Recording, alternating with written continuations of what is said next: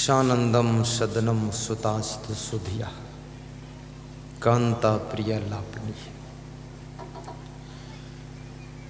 चाणक्य से किसी भक्त ने पूछा है कि वह कौन सा घर है जिसको धन्य कहा जाता है। धन्य कैसे हो सकते हैं आप? धन्य माता पिता, धन्य गोत्रम, धन्यम कुलोद्भवा, धन्य च वसुधा देवी यत्र स्यात् गुरु भक्तता। वह माँ धन्य है, वो पिता धन्य है, वो गोत्र धन्य है, वो कुल धन्य है, वो धरती धन्य है। जहाँ पर गुरु भक्त का जन्म होता है वह घर भी धन्य होता है। आपका क्षेत्र धन्य है जहाँ पर ये 20,000 भक्तों का जन्म हुआ है। कांता प्रिया लापनी। जिस गृहस्थ आश्रम में जिस घर की स्त्रियां प्रिय वाणी बोलती है, कठोर नहीं बोलती हैं, जिनकी मृदु वाणी है, वह गृहस्थ आश्रम धन्य कहा जाता है। इसलिए माताओं बहनों को बहुत मधुर बोलना चाहिए, क्योंकि पुरुष बाहर से नाना प्रकार के संघर्ष और कष्ट उठाकर आता है। तुम्हारे मीठे शब्दों से उसको थोड़ा राहत मिल जाती है, इसलिए उनका सम्मान करना।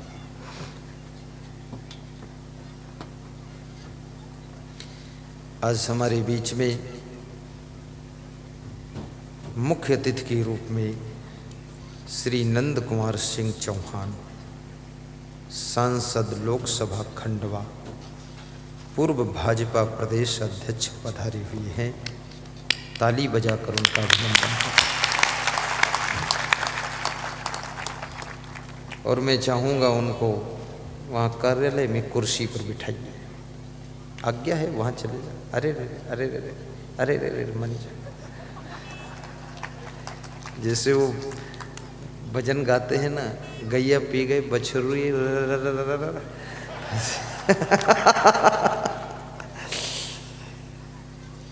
बहुत हमारे विनम्र सरल स्वभाव के धनी, एक अच्छे वक्ता भी हैं वो श्री नंद कुमार सिंह चौहान जी। उनको व्यास गादी धन्यवाद देती है और यहाँ आपने उनको सांसद भी बनाया है, बहुत बड़ा पद दिया है। अब देखने में लगता है वह छिप के बैठे हैं। कहाँ बैठे हैं कोई देख नहीं पा रहा है, लेकिन याद रखना वह छिपे नहीं हैं, वह आपके सबके दिल में बैठे हुए हैं। अन्यथा वोट नहीं देते आप, ये 2-4 लाख वोट से नहीं जीत पाते। बहुत वोट दिया है आपने, और उन्होंने भी आपका सम्मान बढ़ाने के लिए, गुरुदेव का दर्शन करने के लिए, खुशियालेश्वर महादेव का आशीर्वाद प्राप्त करने के लिए आज इस पवित्र सुखद सत्संग कथा में आए हुए हैं। उनके लिए मेरी शुभकामना है। धन्यवाद। श्रीमती नंदा ब्राह्मण, राजेश पटेल, धुली चंद बांके, श्री अन्नपूर्णा जी तंवर, भाजपा उपाध्यक्ष राजू दादा आभापुरी, भोलू भाई शाहपुरा और तेवल राम चौहान। खड़े हो जाओ जिनका नाम लिया। हाँ, साथ में ये तो रामादल है, खड़ा होना चाहिए। जय जय जय। बहुत अच्छा, बैठिए। एक बार सबके सम्मान में ताली जोरदार बजा दें।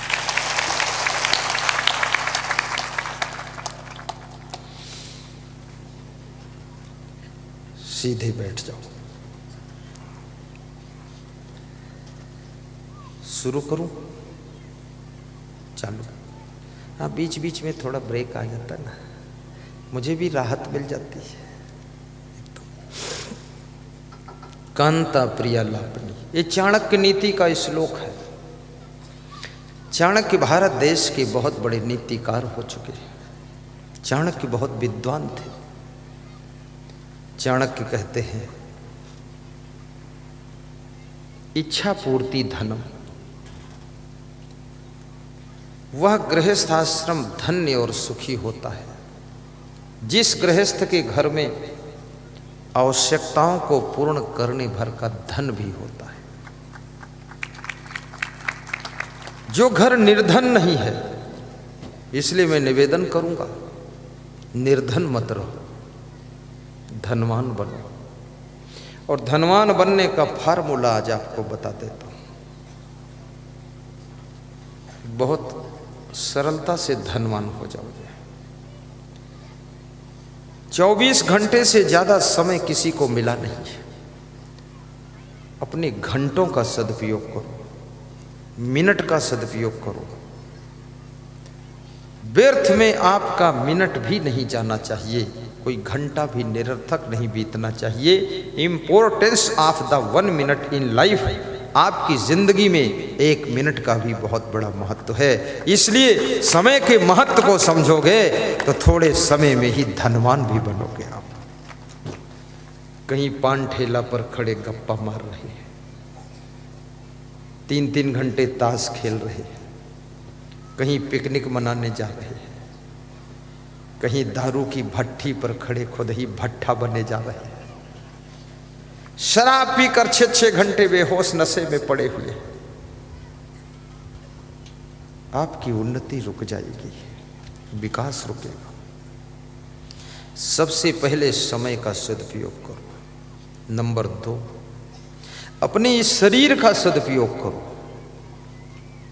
ये शरीर आपको मुफ्त मिला है, माता पिता के सहयोग से मिला है, पूर्व जन्म के कर्मों के प्रभाव से, पुण्य के प्रभाव से आपको मनुष्य का शरीर मिला है। इस शरीर का सदुपयोग करो। इसमें जितनी शक्ति है, कैपेसिटी है, सब यूज कीजिए और मिसयूज मत कीजिए, सही दिशा में यूज कीजिए।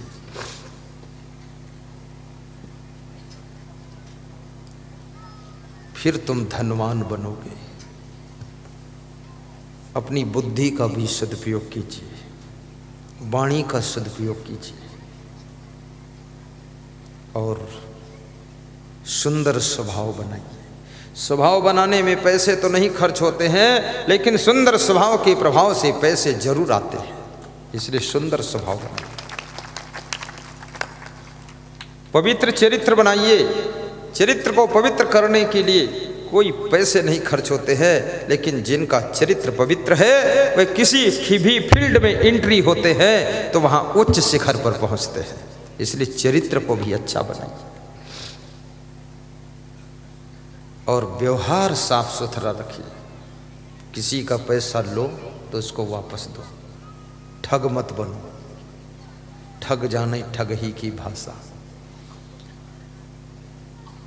अभी पिछले गांव में मैं प्रवचन कर रहा था तो एक पूर्व विधायक का हमने नाम लिया, आया थे वो, तो बाद को लोगों ने कहा कल इसका नाम मत लेना। तो हमने कहा क्यों?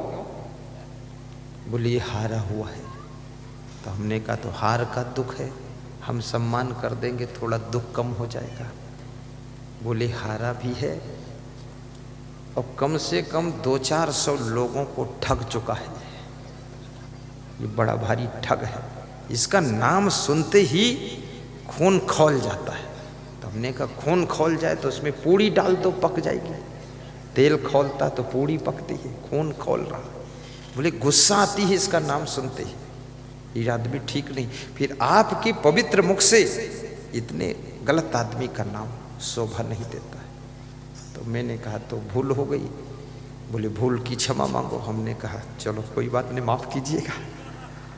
मेरे को भी क्षमा मांगना पड़ता कभी कभी, और मैं तो कभी कभी गलती नहीं करता हूँ, फिर भी क्षमा मांग लेता हूँ। ऐसे बोल देता हूँ क्षमा कीजिएगा, आपसे एक बात कहना चाहता हूँ। तो बोलता कहो। बस कह देता हूँ क्षमा कीजिएगा। ऐसा बोलने में फर्क क्या पड़ता है? भाषा सीखिए, क्षमा कीजिएगा। कोई मेहमान आ जाए उससे कहो आइए बैठिए पधारिए, एक गिलास पानी पिलाओ, फिर कहो क्षमा कीजिएगा आपका स्वागत पूरा नहीं कर पाए हम। इतनी बातों से खुश हो जाएगा। यदि कहो कि हम तुम्हारा बहुत स्वागत किए हैं, स्टैंडर्ड चाय पिलाए हैं, लंबे गिलास में दूध पिलाए हैं, 3 कोने का समोसा खिलाए हैं, ऐसा स्वागत कोई कर ही नहीं सकता है, मेहमान नाराज हो जाएगा। भले ही अच्छा, हाँ बोलो, मैं रुक जाऊंगा। कभी कभी जय बोलने वाले भी जोश में, मैं भी जोश में रहता हूं। क्षमा मांगने वाला बड़ा होता है और क्षमा करने वाला उससे भी बड़ा होता है। आपकी पत्नी से भी कोई गलती हो जाए 3 बार तो उसे क्षमा कीजिए। पति से भूल हो जाए 3 बार उसे माफ कीजिए। 4थी बार भूल हो तो समझा दीजिए। और 1 बार भूल हो तो उसे भूल कहते हैं। 2री बार भूल हो तो उसे गलती कहते हैं। 3री बार भूल हो तो उसे अपराध कहते हैं। और बार बार भूल हो तो उसे पाप कहते हैं और पाप का फल भोगना पड़ता है। इसलिए बार बार भूल मत करें। भूल से तुम्हारी प्रतिभा कमजोर होती है। ज्यादा गलती करने से तुम्हारा प्रभाव खत्म होता है और गलतियों में ही जिंदगी को झोंक देने से तुम्हारा ग्राफ 0 पर चला जाता है। इसलिए कोशिश कीजिए कि गलतियों से मुक्त जीवन बनाइए। भूल मत करो। और यदि भूल हो जाए तो विनम्र होकर के क्षमा मांग लो। हर स्त्री को चाहिए कि महीने में 2 बार अपने पति से क्षमा मांग ले। कितनी स्त्रियां हैं जो अपने पति से कभी क्षमा मांगती हैं? हाथ ऊंचा करके बताएं। हाँ, 10-15 है, 50 है। कितने पुरुष हैं इनको महीने में 1 बार अपनी पत्नी से कहना चाहिए कि देवी जी, कोई भूल से गलती होती हो, आपको दुख होता हो, क्षमा करना। कितने पति है ऐसा? कोई 1 2 है, 10-20 है, पर थोड़ा शर्माता है इसलिए कहता नहीं है।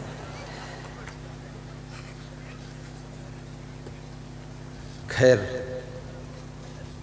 अपने माता पिता सास ससुर से तो क्षमा मांग ही लिया करो। और ये भी निवेदन करूंगा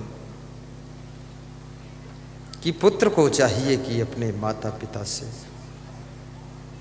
महीने में 1 बार क्षमा मांग ले। शिष्य का धर्म है गुरु से कभी कभी क्षमा मांगे कि गुरुदेव, जाने अनजाने में भूल होती हो, माफ कीजिए।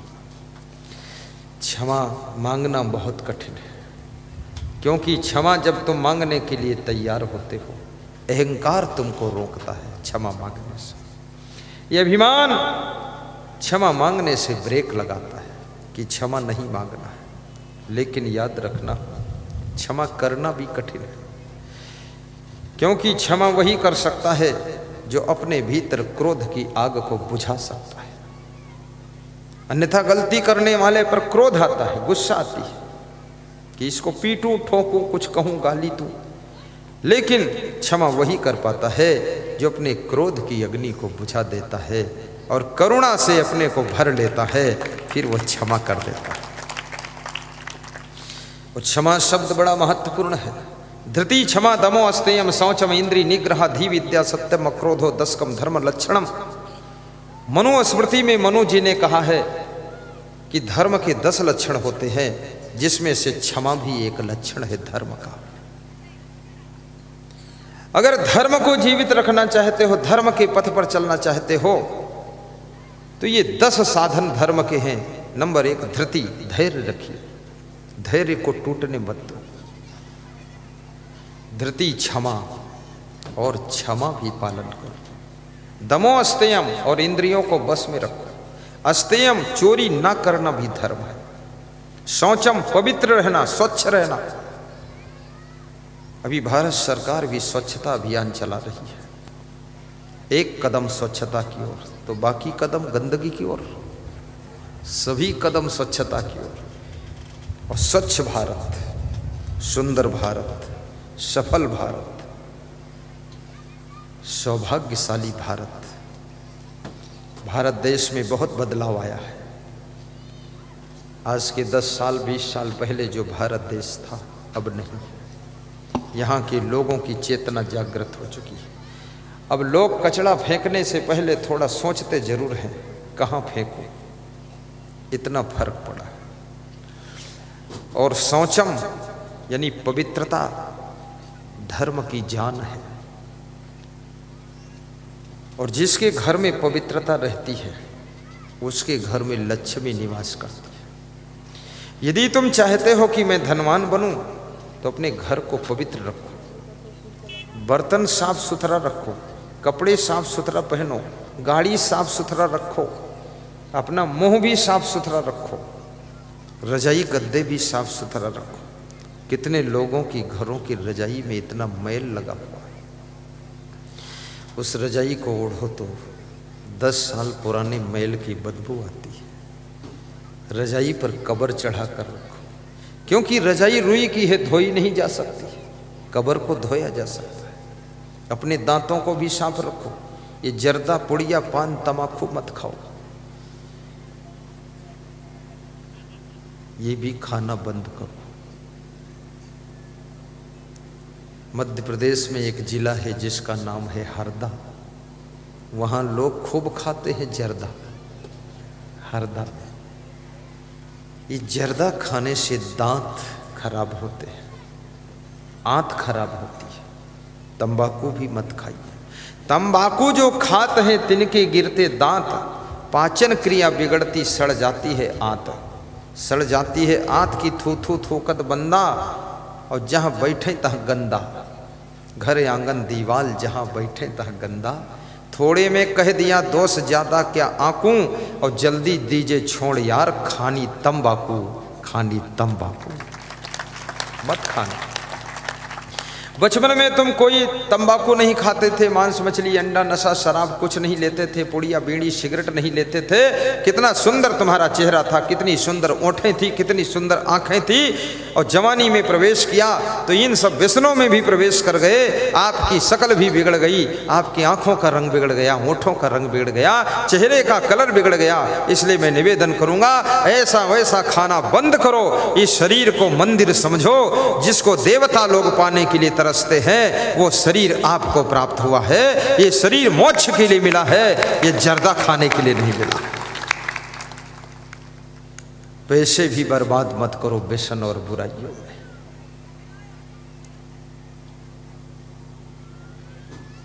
ये जन्म तुझे अनमोल मिला, बर्बाद न कर, बर्बाद न कर। करने को भजन, तजने को अमल, उत्पात न कर, उत्पात न कर। बर्बाद न कर, बर्बाद न कर। निवेदन है, ये जीवन पुनर्वित्तम पुनर्मित्रम पुनर्भार्या पुनर्मही, एतत् सर्वम पुनर्लभ्यम ना शरीरम पुनः पुनः। ये मनुष्य का जीवन बारंबार नहीं मिलता है। नीतिकार कहता है कि धन खो जाए फिर मिल जाता है, मित्र खो जाए तो दूसरे मित्र मिल जाते हैं, और यदि पत्नी रूठ जाए तो वो भी मनाने से मान जाती, फिर आ जाती है। और यदि आपकी जमीन कोई बेईमानी कर ले तो दूसरी जमीन भी खरीदी जा सकती है, परंतु न शरीरम पुनः पुनः। ये मनुष्य का शरीर बारंबार नहीं मिलता है। इस मनुष्य शरीर को संभाल कर रखना, बड़े भाग्य मानुष तन पावा, सुर दुर्लभ सदग्रंथन गावा। आओ बाबा आओ, हमारे बीच में एक महाराज आए हैं, ताली बजाकर उनका अभिनंदन करिए। बाबा श्री विष्णु जी महाराज बापू जी के नाम से विख्यात है, हमारे लिए माला लाए हैं। बहुत सुंदर माला है, ये 2 माला लाए बाबा, धन्य हो बाबा। लाओ बाबा, एक हमारे लिए एक उनके लिए। ताली बजा दो। मैं ये कहूँगा सांसद जी आकर एक माला उनको पहनाए। आइए श्री नंद कुमार चौहान जी, आओ, आपके हाथों से सम्मान हो जाए तो समझ लो ये सब श्रोताओं की तरफ से सम्मान हो गया। बाबा जी को माला पहनाओ।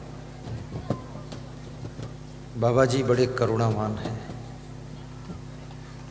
तुम्हें देख कर के ये ख्याल आ रहा है। केवल सांसद जी आएंगे और कोई नहीं, भीड़ मत मचाना, सब नीचे रहेंगे, आज्ञा का पालन करेंगे। सांसद जी तुम्हें देख कर के, एक आदमी और आ जाएगा जो सामान लाएगा उनका, हाँ सामान का सहयोग करेगा। तुम्हें देख कर के एक ख्याल आ रहा है कि जैसे फरिश्ता दरस दे रहा है। बाबा के लिए गा रहा हूँ। क्या गा रहा हूँ? तुम्हें देख कर के एक ख्याल आ रहा है कि जैसे फरिश्ता दरस दे रहा है। कोई मेरी आँखों को देखे तो समझे कि तुम मेरे क्या हो, कि तुम मेरे क्या हो। मेरे मंदिर ताली बजाओ जोर से, मेरी पूजा तुम ही देवता हो, तुम ही देवता हो। न जानू मैं भक्ति, न जानू मैं पूजा, सिवा तेरे सद्गुरु नहीं और दूजा। नसीबों के मेरे रचैया तुम ही हो, जीवन की नैया के खेवैया तुम ही हो। तुम ही राम मेरे कन्हैया तुम ही हो, जीवन की नैया के खेवैया तुम ही हो। बोलिए सद्गुरु भगवान की जय। जिन बाबा का मैं नाम ले रहा था, विष्णु बाबा जी, परम पूज्य श्री विष्णु जी महाराज, जिनको बापू जी के नाम से जानते हैं, जिनका हम सब इंतजार कर रहे थे, वे व्यास गादी पर सुशोभित हो रहे हैं। सांसद जी ने उनको माला पहनाकर सम्मान किया है, आशीर्वाद लिया है। ताली बजा दो।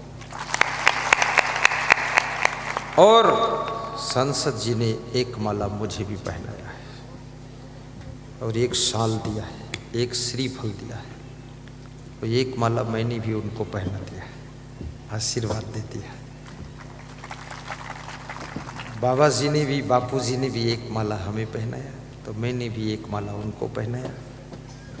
और बाबा जी थोड़ा मुस्कराए तो मैं ज़्यादा मुस्करा दिया।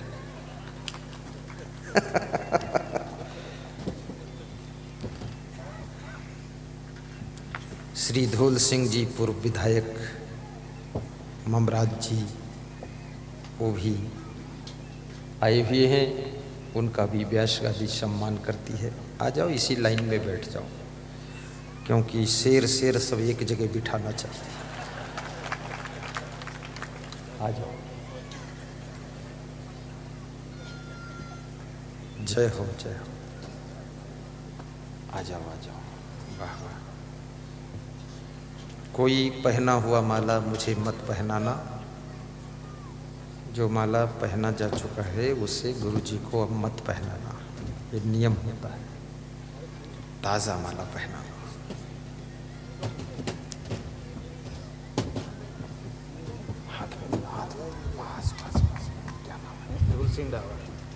ये धौल सिंह डावर हैं।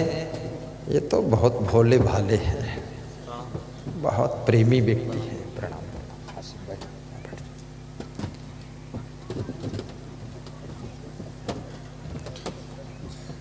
बोलिए सद्गुरु भगवान की।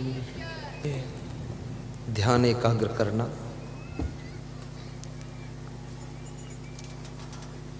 आज का दिन बहुत सुहावना दिन है। हमारे बीच में एक बहन जी, इधर आ जाओ। वो बहन जी केवल अपना हृदय लेकर आई है, न फूल है न माला है, हृदय समर्पित है गुरुवर। क्या नाम है? नाम क्या है? नंदा ब्राह्मण। श्रीमती नंदा ब्राह्मणे। देखो ना, माला नहीं, फूल नहीं, केवल चुपके से माल निकाल कर दिया है। बैठो, विराजो।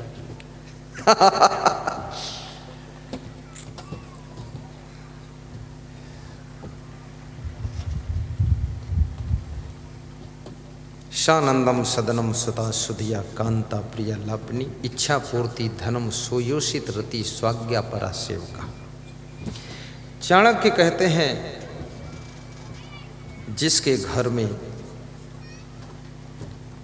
जो पुरुष है वो अपनी पत्नी से पूर्ण प्रेम करता है, वह गृहस्थ आश्रम धन्य हो जाता है और सुखद रहता है। जिस घर के पति लोग यत्र तत्र चंचलता करते हैं, वह घर दुख से भर जाता है और वहाँ शांति नहीं रहती है।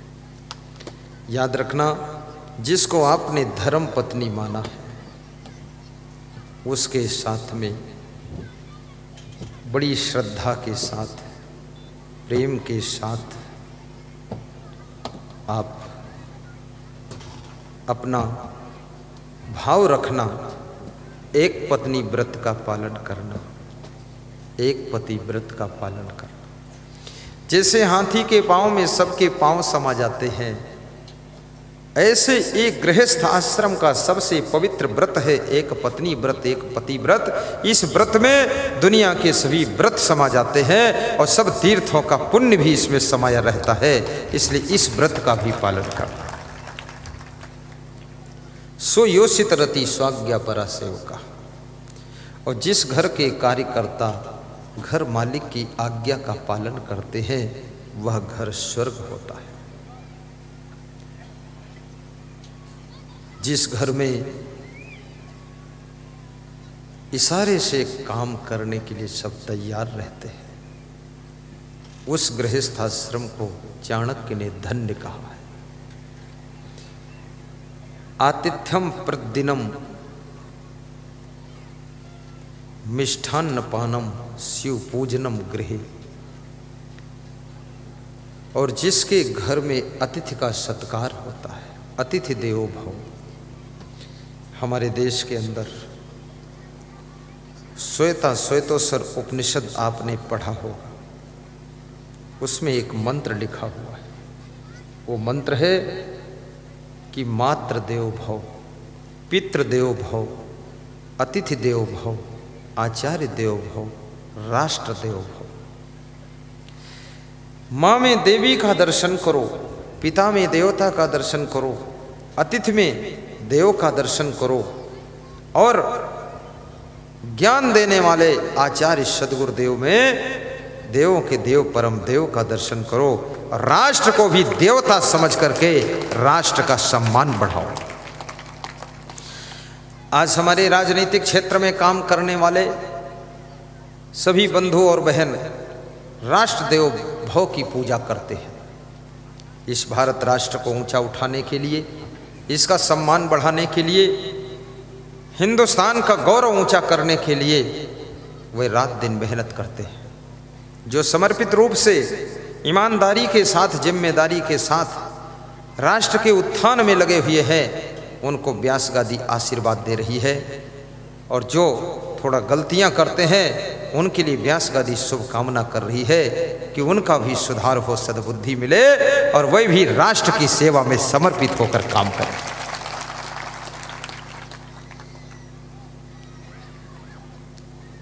ये भारत देश, इसका सम्मान बढ़ाओ। एक एक नर नारी की जिम्मेदारी है कि इसका गौरव ऊंचा करें। स्वामी विवेकानंद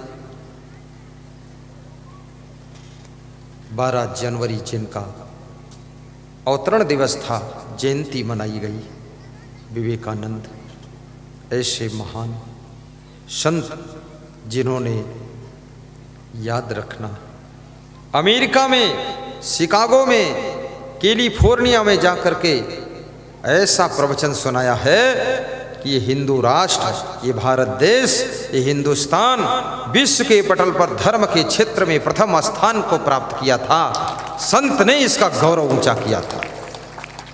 यदि आप संत हैं तो इतने अच्छे संत बनो, इतने अच्छे व्याख्यान करो कि विश्व के पटल पर आपके राष्ट्र का नाम हो, आपकी उन्नति। जय गुरुदेव दुख भंजन, देश के लोग हमारे यहाँ के मकान भी देखते हैं, यहाँ के रास्ते भी देखते हैं, सड़कों को देखते हैं, बिजली लाइन को देखते हैं, यहाँ की गंदगी को भी देखते हैं और इस भारत देश के सारे सिस्टम को देखते हैं। तो हमारे भारत देश की सड़कें भी चमचमानी चाहिए, गड्ढे नहीं होने चाहिए। वो साफ सुथरा सड़कें हों, गड्ढेदार न हों और मशीनों से सड़कें बनाई जाएं और उसमें से डामर उठा उठा कर अलग न ले जाया जाए, उसी में पूरा डाला जाए। मैं नंद कुमार चौहान से कहूँगा, थोड़ा धर डपट भी रखना, चुट्टा लोग डामर उठा ले जाते हैं। मैं देखता हूँ मशीन तो बराबर डामर गिराती है, फिर वो लेबर लगा कर उससे उठवा के अलग ले जाते हैं। गड्ढा गड्ढी की सड़क बन जाती है, गाड़ी स्पीड नहीं पकड़ती है।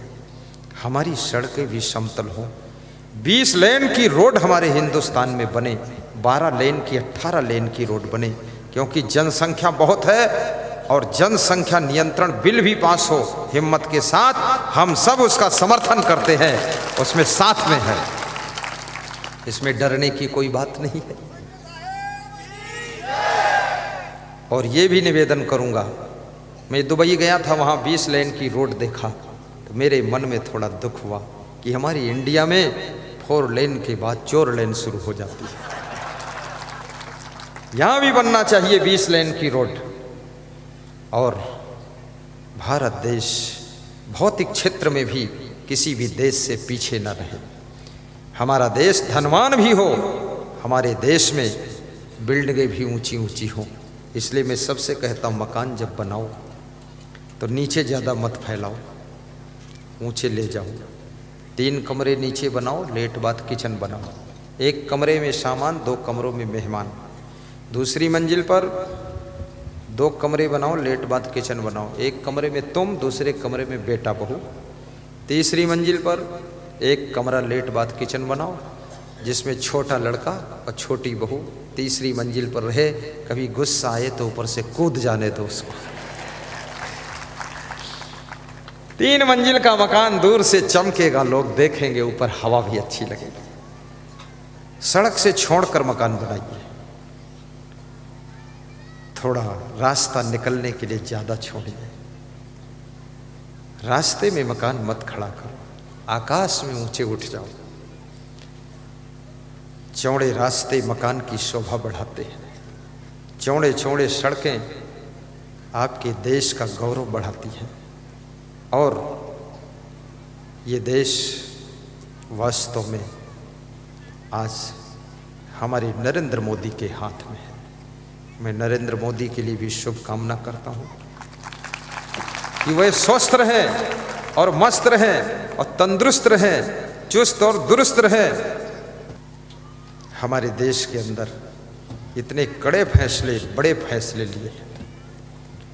और मैं सभी नेताओं से भी कहूँगा, किसी पार्टी के हों, अगर उचित फैसला लिया है तो सब लोग उनका सहयोग करो।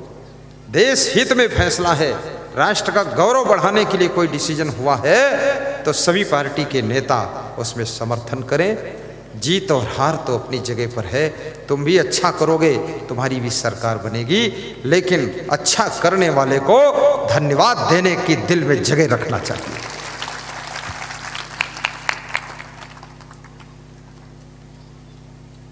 सबका जीवन मंगलकारी हो। आतिथ्यम अतिथि देवो भव है। मैं थोड़ी देर में सांसद जी का 2 मिनट संबोधन भी कराऊंगा।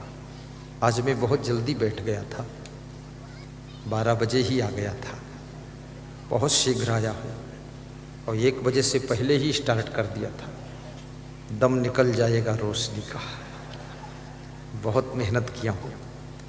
तो लगभग मैं विराम की ओर ही जा रहा हूँ, बस 2 मिनट और सुनाऊंगा, उसके बाद में आपसे क्षमा मांग लूँगा, फिर कल सुनाऊंगा।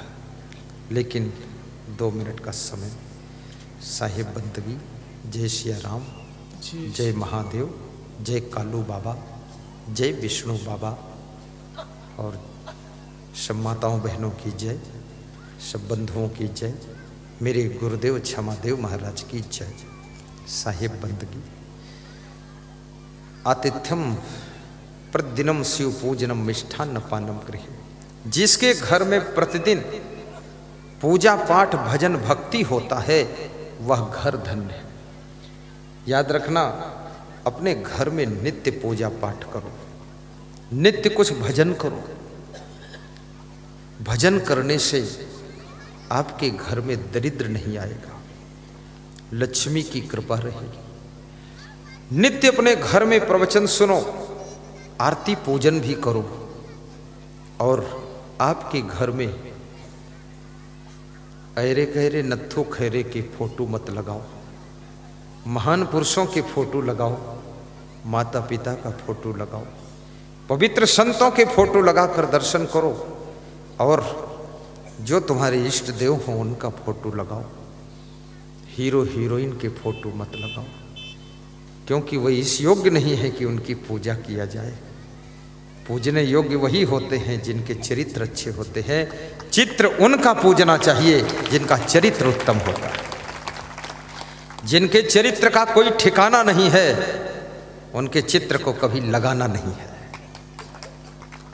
चित्र उनका दर्शन करो जिनका चरित्र दर्शनीय होता है। और ये भी याद रखना, भक्ति के मार्ग पर चल करके ही शांति मिलती है। और ये आत्मा अजर अमर अविनाशी है, शरीर नाशवान है। शरीर तो एक दिन मृत्यु को प्राप्त होगा, लेकिन तुम्हारी आत्मा की सद्गति भक्ति से ही होगी, पुण्य से ही होगी, सत्कर्मों से होगी, परोपकार से होगी। इसलिए जीवन में थोड़ा परोपकार भी करना। स्वार्थ के लिए ही जिंदगी मत गंवा देना, कुछ धर्मार्थ भी करो, परमार्थ भी करो। मुझे ज्ञात हुआ है कि सांसद जी ने मंदिर निर्माण में भी बहुत कुछ मदद किया है, उसके लिए ताली बजा दीजिए। अगर आपके पास में पावर है, कुर्सी है, पद है, अधिकार है, तो आप उसका प्रयोग थोड़ा धर्म को बढ़ाने में कीजिए, धर्म की रक्षा में कीजिए, जन जन के उत्थान में कीजिए, क्योंकि ये शक्ति, ये अवसर बार बार नहीं मिलता है। न जाने कब अपनी हार हो जाए कि जीत हो जाए। इसलिए जब चांस मिले तो पूरी ताकत के साथ देश को आगे बढ़ाना चाहिए, मंदिरों का उत्थान करना चाहिए, विकास करना चाहिए, साथ साथ में सड़कों को भी अच्छा बनाना चाहिए और लाइट की व्यवस्था भी अच्छी करनी चाहिए। और बड़े बड़े सत्संगों में जा करके कमेटी वालों का उत्साह बढ़ाना चाहिए और उनसे चुपके से कान में पूछना चाहिए कि अगर पैसे कम पड़ रहे हों तो मैं भी थोड़ा आपको सहयोग करूं।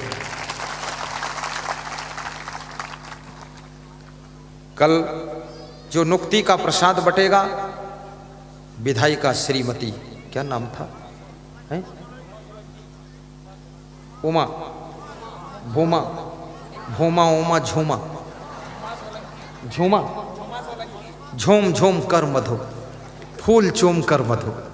श्रीमती झूमा सोलंकी कल महाप्रसादी 10 कुंटल 11 कुंटल शक्कर की बूंदी खूब डट के बांटो, भर भर के। पॉलीथीन मंगा लो 20,000, उसमें बांध दो पोटली और दे दो। हाथ वाथ पर दोगे बिखरता जाएगा, इधर उधर खाएंगे लोग, थोड़ा घर तक भी ले जाए। अब जब विधायिका की ओर से प्रसाद बट रहा है, थोड़ा डबल बांटा जाए। हाँ। अब मैं कहूँगा हमारे सांसद जी के लिए माइक तैयार करें, 2 शब्द उनके भी सुने जाएंगे, श्रोता सब एकाग्र हो जाएं। आरती भी तैयार करके सबके पास तक पहुंचा दी जाए और धूमधाम से आरती भी हो जाए। कोई उठेंगे नहीं, हिलेंगे नहीं, डोलेंगे नहीं, जाएंगे नहीं, आज्ञा का पालन करेंगे। ये कौन 10 लोग उठे हैं, इनको पकड़ो बिठाओ, बात माना करो, हैरान मत किया करो गुरु जी को। शाही बंदगी बोलो, बैठे रहो धैर्य से। सांसद जी के 2 शब्द सुनना, फिर और सुनाता हूं मैं। साधो संगम उपास्ते चा धन्यम गृहस्थाश्रम। चाणक्य कहते हैं वह गृहस्थाश्रम धन्य है जहाँ संत वाणी होती है, जहाँ गुरुदेव की उपासना होती है, उस गृहस्थाश्रम को धन्य कहा जाता है। वहाँ के रहने वाले भी सुखी रहते हैं, उनका कल्याण होता है। अब मैं सांसद जी के लिए आज्ञा देता हूँ और उनसे जन जन की ओर से निवेदन करता हूँ कि आप 2 मिनट सभी को धन्यवाद प्रदान करें और इस कार्यकर्ता कमेटी को 10-20 गांवों के सदस्य मिलकर ये कार्यक्रम कर रहे हैं, उनको भी धन्यवाद दें। और ये क्षेत्र आपका है, ये लोग आपके हैं, ये लोग आपके प्रति बड़े विश्वास और आशा रखते हैं, बहुत खुश हैं। थोड़ा इनके सामने मुस्करा भी दें ताकि ये भी खुश हो जाएं। ताली बजाओ। बोलिए खुशालेश्वर महादेव की, ब्रह्मलिंग कालू बाबा की, परम पूज्य संत असंग महाराज की जय, परम पूज्य संत विष्णु जी महाराज की जय। आज के इस सत्संग के पावन अवसर पर यहाँ पर आए हुए सभी भाई बहनों को संक्रांति के पावन पर्व की बहुत बहुत मंगल कामनाएं देता हूं। बड़ा सुंदर योग है। संक्रांति के पर्व पर मुझे परम पूज्य संत असंग महाराज जी की वाणी सुनने का और उनके दर्शन का सौभाग्य मिला। भाइयों बहनों, हमारे देश में संक्रांति पर्व का बहुत बड़ा महत्व है। ये त्योहार, ये पर्व भौगोलिक परिवर्तन के साथ हम लोग मनाते हैं। भगवान सूर्य दक्षिणायन से उत्तरायण में आज प्रवेश कर रहे हैं। मकर राशि में प्रवेश कर रहे हैं, कर चुके हैं।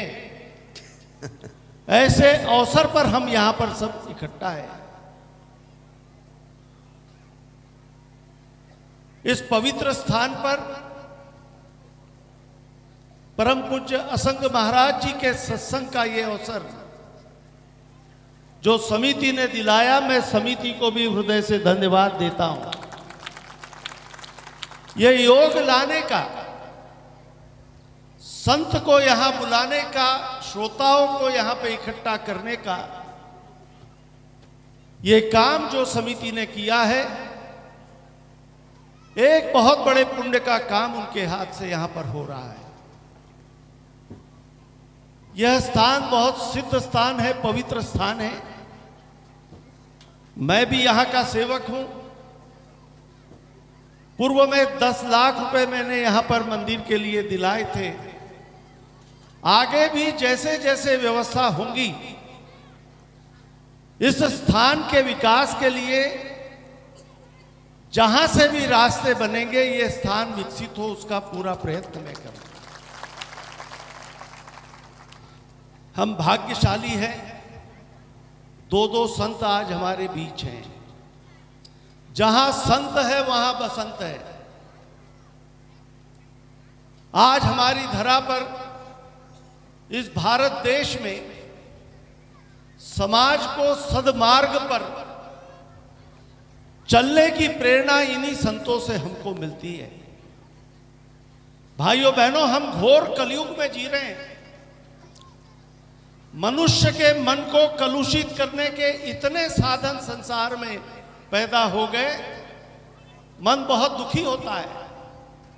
हर घर में टीवी का राक्षस बैठा है जो मन को कलुषित करता है। हर जेब में मोबाइल बैठा है जो मन को कलुषित करता है। मन को पवित्र करने के अब कौन से साधन बचे हैं? यही धर्म स्थान, मंदिर का स्थान और ये सत्संग ही हमारे मन को पवित्र करने का एक माध्यम है। हमारे सबके विचारों में शुद्धता आती है जब हम पवित्र विचार सुनते हैं, उस पर मनन करते हैं, तो उस राह पर चलने की प्रेरणा हमें मिलती है। और यही प्रेरणा हमें संस्कृति से जोड़े रखती है, धर्म से जोड़े रखती है। धर्म क्या है? जो धारण करने योग्य है वो धर्म है। आज असंग जी महाराज संत कबीर की उस परंपरा को हमारे देश में आगे बढ़ा रहे हैं। संत कबीर जी एक विश्व के महान निर्गुण उपासक हुए हैं। उनके एक एक शब्द में मंत्र की शक्ति है। ऐसे महान संत के अनुयायी आज हमारे इस निमाड़ में आकर हम सबको उनके वाणी का, उनके वचनों का सुनने का ये शुभ अवसर मिला। मैं परमपिता परमात्मा से यही प्रार्थना करता हूं कि हमारी संस्कृति को जीवित रखने का जो ये काम कर रहे हैं, हम सब भी हमारे संस्कृति के प्रति सचेत रहे, हमारे राष्ट्र के प्रति सचेत रहे। यही संतों का उपदेश है। हम सौभाग्यशाली हैं। आज हमारे निमाड़ में, ये निमाड़ संतों की भूमि है भाइयों बहनों। धुनी वाले दादाजी से लेके कालू बाबा से लेके संत सिग्गाजी महाराज, ऐसे महान संत हमारे धरती पर हुए। और उसी परंपरा में आज यहाँ पे कालू बाबा के पवित्र स्थान पर ये सत्संग का जो आयोजन हुआ, मैं परम पूज्य असंग महाराज जी को यहाँ पर आए हुए सभी लोगों का सेवक होने के नाते सभी की ओर से हृदय से बहुत बहुत धन्यवाद देता हूँ। आप राष्ट्र के लिए बहुत महान काम कर रहे हैं। राजनीति अपनी जगह है। राजनीति से ज्यादा आज देश को धर्म नीति की जरूरत है और राष्ट्र नीति की जरूरत है। वो मार्ग दिखाने का पुनीत कार्य आप लोगों के माध्यम से हो रहा है। मैं पुनः परम पूज्य असंग महाराज जी को हृदय से बहुत बहुत धन्यवाद देते हुए संक्रांति के पावन पर्व की बहुत बहुत शुभकामनाएं देते हुए, महाराज जी, मैं बुरहानपुर रहता हूं, महाराष्ट्र की बॉर्डर पर है। वहाँ पे संक्रांति के समय एक परंपरा है गुरुदेव, वहाँ पे तिल और गुड़ बांटने की, तिल्ली और गुड़ बांटने की परंपरा है। और वो मराठी में बोलते हैं, तीड़ गुड़ घ्या आणि गोड़ गोड़ बोला, मतलब तीड़ गुड़ लो और सबसे मीठा मीठा बोलो, कड़वा मत बोलो। ये संक्रांति के समय वहाँ सब लोग संकल्प लेते हैं। हम भी यहाँ पर संक्रांति के इस पावन पर्व पर सभी भाई बहनों को हृदय से बहुत बहुत पर्व की मंगल कामनाएं देते हुए मैं अपने वाणी को विराम देता हूँ। सत साई। जोरदार ताली बजाकर अभिनंदन करें हमारे श्री सांसद महोदय ने 5 मिनट में अपने मधुर विचारों को धन्यवाद के रूप में सबके लिए प्रेषित किया है और वे बड़े धीर वीर गंभीर व्यक्ति हैं। उनके शब्द पहली बार मैं सुन रहा हूँ और मैं प्रभावित भी हुआ उनसे। साथ में वे फिर आगे उन्नति करें और उनको सेवा करने का अवसर मिले, ऐसा व्यास गादी धन्यवाद दे रही है। आरती का शुभारंभ करें। दयाल साहिब आरती हो।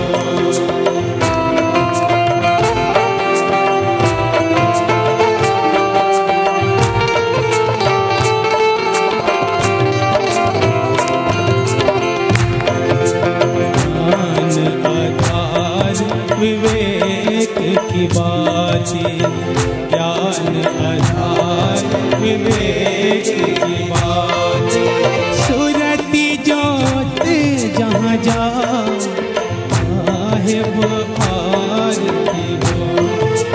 सूरती ज्योत जहाँ जा साहिब आरती हो। आरती दीन दयाल साहिब आरती हो। आरती गरीब निवास साहिब आरती हो।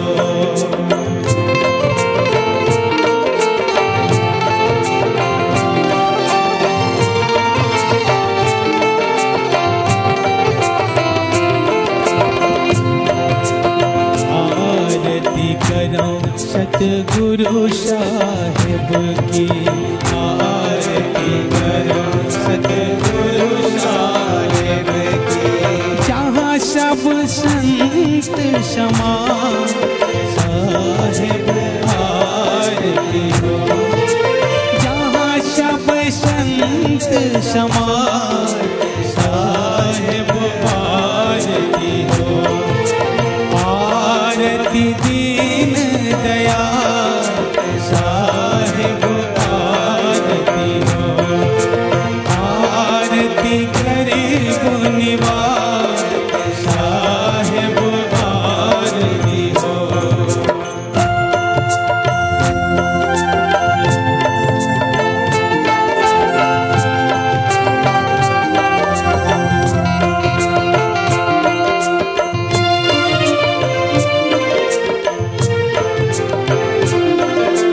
तरस परस गुरु चरण शरण भयो। तरस परस गुरु चरण शरण टूटी गयो यम के जाल साहिब आरती।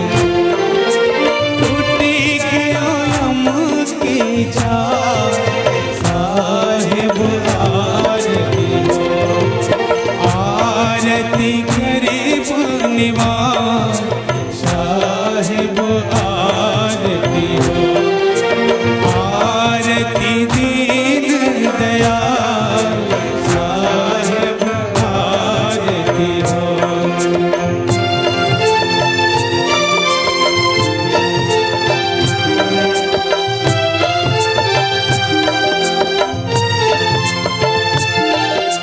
साहिब कबीर संतन की कृपा से। साहिब कबीर संतन की कृपा से। भया हो परक परका साहिब आरती हो।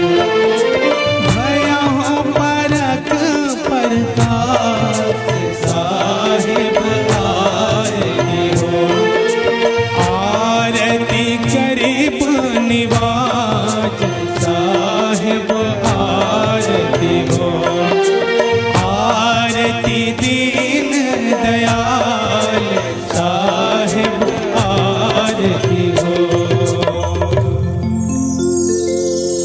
ईश गुरुदेव की जय।